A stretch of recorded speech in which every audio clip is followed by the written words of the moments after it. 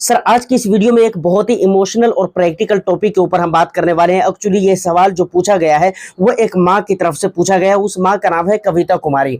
Sir आज की जो ये सवाल है इसके ऊपर हम बात करेंगे, लेकिन उससे पहले मैं आपको बता दूं, देखिए हर गार्जियन, हर पेरेंट्स की एक जिम्मेदारी होती है, बल्कि ये कह लीजिए कि उनका एक सपना होता है कि भाई मेरे बच्चे जिंदगी में अच्छे एजुकेटेड बने और उनकी मैरिज में अच्छे से करवा पाऊं, उनकी जिंदगी सुखी और संपन्न हो जाए। समझ रहे हैं ना? तो इसके लिए उन्हें बहुत सारे सपने देखने पड़ते हैं, बहुत सारी चीजें करनी पड़ती है। समझ रहे हैं? मेरे कहने का ये मतलब है। तो अगर आप भी पेरेंट्स हैं और आपको भी ऐसा कहीं ना कहीं आपके मन में सवाल है कि भाई मैं अपने बच्चों के लिए कैसे प्लानिंग करूं इन्वेस्टमेंट की, क्योंकि जब पैसे लिमिट होना, दौलत लिमिट होना, तो वहां जबरदस्त इन्वेस्टमेंट प्लानिंग की जरूरत होती है।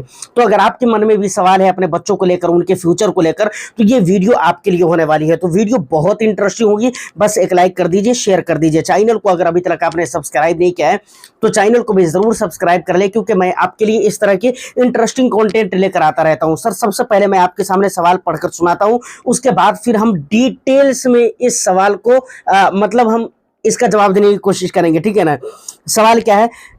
मैम कहती है, सर मैं एक न्यू इन्वेस्टर हूं, मेरे पास 10,000 रुपये का मंथली बजट है इन्वेस्टमेंट करने के लिए। मतलब समझ रहे हैं ना? मैं कैसे अपना पोर्टफोलियो बनाऊं जिसमें मेरी 1 साल की बेटी और 1 साल का बेटा दोनों का एजुकेशन और मैरिज कवर हो जाए। समझ रहे हैं ना? यानी इनका कहना है कि मेरे पास सिर्फ 10,000 रुपये बचता है जिसे मैं मंथली तौर पे इन्वेस्टमेंट कर सकती हूँ। तो इसके लिए मुझे कैसे पोर्टफोलियो बनाना है? पोर्टफोलियो ऐसा होना चाहिए ना जिसमें मेरी 1 साल की बेटी और 1 साल का बेटा है, उन दोनों का जो है मतलब जो है मैरिज और एजुकेशन कवर हो जाना चाहिए। अब सर यहाँ पर सबसे पहले आप सवाल को समझिए। मतलब सबसे पहले सवाल में आपको जरूरत को समझना चाहिए। अगर कोई सामने वाला बंदा अगर आपसे पूछ रहा है तो सबसे पहले सवालों में आप नीड को ढूंढने की कोशिश कीजिए, जरूरत को ढूंढने की कोशिश कीजिए। इस सवाल में अगर मैं जरूरत ढूंढता हूं ना तो 2 जरूरतें मिलेगी। समझ रहे हैं? 2 तरीके के, एक बेटे के लिए जरूरत है और एक बेटी के लिए जरूरत है। समझ रहे हैं ना? क्या क्या जरूरत है? एजुकेशन, सबसे पहले एजुकेशन, और उसके बाद हम बात करते हैं तो भाई क्या कहते हैं, मैरिज। सबसे पहले हम एजुकेशन के ऊपर बात करते हैं। देखिए एजुकेशन, आने वाला जो 10 साल 15 साल जो फ्यूचर का है, मुझे लगता है कि महंगाई इतनी बढ़ जाएगी कि एक बच्चे के एजुकेशन के लिए, कॉलेज तक के एजुकेशन के लिए कम से कम तो मुझे लगता है कि 10 लाख रुपए की जरूरत होगी, 10 लाख 12 लाख रुपए की जरूरत होगी। उसके बाद डिपेंड करता है कि भाई वो किस तरह की पढ़ाई करते हैं, किस लाइन में जाना चाहते हैं, मतलब वो किस तरीके की पढ़ाई करना चाह रहे हैं। समझ रहे हैं? ये उसके बाद के खर्चे जो होंगे वो उस चीज पे डिपेंड करेगी। लेकिन मैं कम से कम 10 लाख रुपए मान लेता हूं। तो 10 लाख और 10 लाख, 10 लाख बेटा के लिए, 10 लाख बेटी के लिए, तो 20 लाख रुपए ये हो गए। सबसे पहले हम ये समझते हैं कि भाई जरूरत कितने पैसों की है। सबसे पहले हमने कहा ना कि जरूरत को समझना है, नीड को समझना है। तो ये आपको समझ में आ गया कि भाई एजुकेशन के लिए 20 लाख रुपये कॉलेज तक की पढ़ाई के लिए कम से कम चाहिए। मैं ये मानकर चलता हूँ आने वाले 10 साल 15 साल की मैं बात कर रहा हूँ। समझ रहे हैं? अभी आपको लग रहा होगा कि भाई इतना नहीं लगता है। ठीक है, मैं मानता हूं इतना नहीं लगता है, लेकिन आने वाला समय में इजीली इतना लग सकता है। समझ रहे हैं ना? उसके बाद अगर मैं बात करूं भाई मैरिज की, समझ रहे हैं, तो यहां पर 10 से 15 लाख रुपए एक बच्चों के ऊपर खर्च होगा आने वाला समय में। समझ रहे हैं? चाहे वो जितना भी गरीब होगा, मुझे लगता है कि 10 से 12 14 लाख रुपए से कम खर्च नहीं होगा। अगर एक मोटे मोटे तौर पे आप पकड़ कर चले तो 10 से 15 लाख रुपए के बीच में आप खर्च पकड़ सकते हैं एक बच्चे के मैरिज पे। हो सकता है आप ये मान ले कि भाई लड़के की शादी में ज्यादा खर्च नहीं होंगे, लड़की की शादी में ज्यादा खर्च होगी, तो कोई दिक्कत नहीं है। 15-15 जो हम मान रहे हैं ना, 15-15 लाख रुपए, तो हो सकता है कि आप बच्चे की शादी में, लड़का की शादी में आप 10 लाख रुपया मान लीजिए और लड़की की शादी में आप 20 लाख रुपया मान लीजिए। ऐसा भी हो सकता है। फिर भी सवाल एक ही तरह से, मतलब फिर भी बात एक ही हो गई ना। तो अब अगर फाइनल कैलकुलेशन देखा जाए तो 20 लाख रुपये पढ़ाई के लिए, एजुकेशन के लिए, और 30 लाख रुपए किसके लिए? मैरिज के लिए। यानी आप ये समझ लीजिए कि 15 साल के बाद इस माँ को 50 लाख रुपए की जरूरत होगी। समझ रहे हैं ना?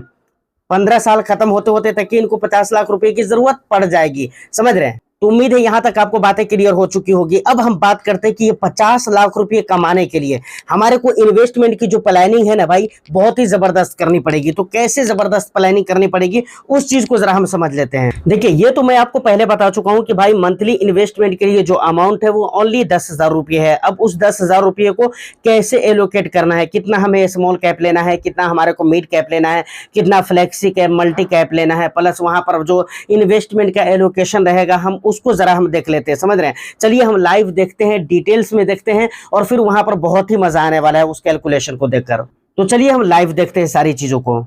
देखिए सबसे पहले अगर हम फंड सिलेक्शन और एलोकेशन की बात करें तो यहाँ पर आप देख सकते हैं सबसे पहले नंबर पे 2 स्मॉल कैप रहने वाले हैं, जहां पर 4,000 रुपये निवेश करने हैं, यानी 2-2 हजार रुपये करके आपको निवेश करना रहेगा। उसके बाद दूसरे नंबर पे 2 मिड कैप रहेगा, समझ रहे हैं ना, जहां पे 2500 रुपये निवेश करना है, 12.5 पर मतलब 100 करके आप निवेश कर सकती हैं। उसके अलावा यहाँ पर एक फ्लेक्सी कैप, एक मल्टी कैप रहेगा, समझ रहे हैं। एक्चुअली में फ्लेक्सी कैप और मल्टी कैप जो हमने ले रखा है ये स्टेबिलिटी एंड सेफ्टी के लिए, समझ रहे हैं ना।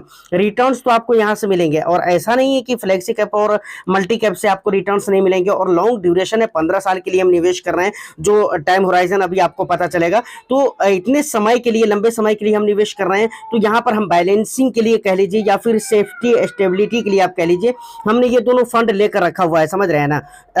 वरना हम अगर स्टेबिलिटी की बात करते हो तो लोग अक्सर बैलेंस एडवांटेज फंड लेते हैं, या फिर कोई भी मैं डेट फंड ले सकता था, या फिर इक्विटी हाइब्रिड वगैरह ले सकता था, इस तरह के फंड मैं ले सकता था।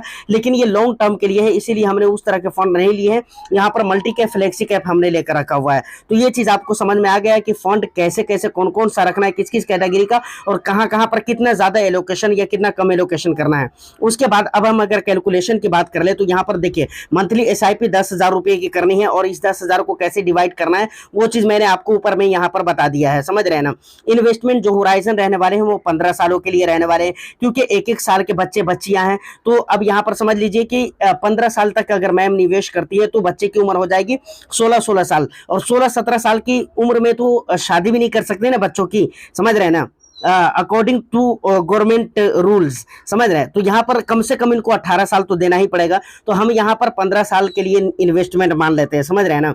एक्सपेक्टेड रिटर्न्स जो रहने वाले वो कितने % के रहने वाले हैं, 18% के रहने वाले हैं। अब यहाँ पर आप देख सकते हैं टोटल इस प्रकार से अगर आप निवेश करते हैं तो टोटल आपके इन्वेस्टेड अमाउंट हो जाएंगे 15 सालों में, कितने हो जाएंगे, 18 लाख रुपये हो जाएंगे। कितने हो जाएंगे, 18 लाख रुपये हो जाएंगे। उस पर जो टोटल गेन होंगे, ओनली गेन की मैं बात कर रहा हूं, वो कितने हो जाएंगे, 62,11,97 रुपये का टोटल गेन्स हो जाएगा। उसके बाद इन्वेस्टेड अमाउंट को मिलाकर और गेन्स को मिलाकर क्या हो जाएंगे, टोटल वैल्यू 80,11,97 रुपये की हो जाएगी। अब देखिए यहाँ पर एक इंटरेस्टिंग बात मैं आपको बताना चाहूंगा। देखिए हमने क्या कहा था कि जरूरत की अगर बात की जाए, नीड की बात की जाए, तो कितने लाख की जरूरत पड़ती है, 50 लाख की जरूरत पड़ती है, समझ रहे हैं ना। 50 लाख की जरूरत पड़ रही थी हमारे को, समझ रहे हैं ना। मतलब मैम की जो भी जरूरत थी वो 50 लाख रुपए की थी। 20-20 लाख रुपए, सॉरी 10-10 लाख रुपए हमने माना हुआ था एजुकेशन का, और 30 लाख रुपए हम दोनों बच्चों की मैरिज का मान कर रखे हुए थे।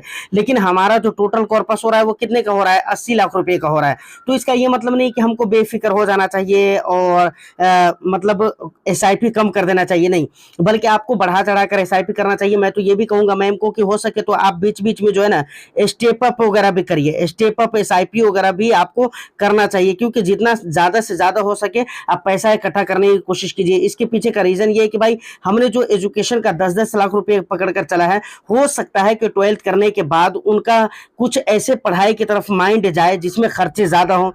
तो इन चीजों को ध्यान में रखना चाहिए, समझ रहे हैं ना। लेकिन हाँ, स्टेप अप वगैरह जो करना है ना, वो इस पैसे में से नहीं करना है, इस 10,000 रुपये में से नहीं करना है, वो अलग से आपको करना है। चाहे वो 5,000 का हो, चाहे वो 5% का हो, 8% का हो, 10% का हो, अनुअलाइज तौर पे आपको स्टेप अप करना है। लेकिन इस पैसे में से कटौती नहीं करनी है, वरना फिर कैलकुलेशन में कमी आ जाएगी। और इसमें से अगर कटौती करेंगे या रेगुलेशन अगर आप बंद कर रेगुलर अगर आप बंद कर नहीं रहती है अपनी SIP के साथ, तो फिर ये कैलकुलेशन का कोई फायदा नहीं है। फिर इस कैलकुलेशन में कुछ चेंजेस हो सकते हैं अकॉर्डिंग योर चेंजिंग।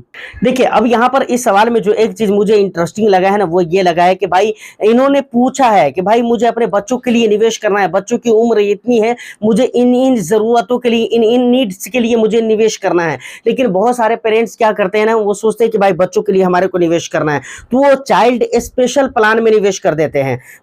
बच्चों के लिए निवेश करना है तो चाइल्ड स्पेशल प्लान में निवेश कर देते हैं, रिटायरमेंट के लिए निवेश करना है तो रिटायरमेंट स्पेशल प्लान के अंदर निवेश कर देते हैं। मैं ये कहता हूं कि देखिए, अगर आपको अपने बच्चों के लिए निवेश करना है और आप पेरेंट हैं, तो जब आपके बच्चों के लिए निवेश करेंगे और वो पैसे ग्रो होंगे, जब आपके बच्चों की जरूरत पड़ेगी तो आप उसे निकाल कर देंगे। ऐसा नहीं कि आप आने वाला टाइम में बहुत ही पत्थर दिल हो जाएंगे और अपने बच्चों के लिए जो निवेश आपने करके रखा हुआ है, पैसे बनाकर रखा हुआ है, उसमें से आप देंगे ही नहीं।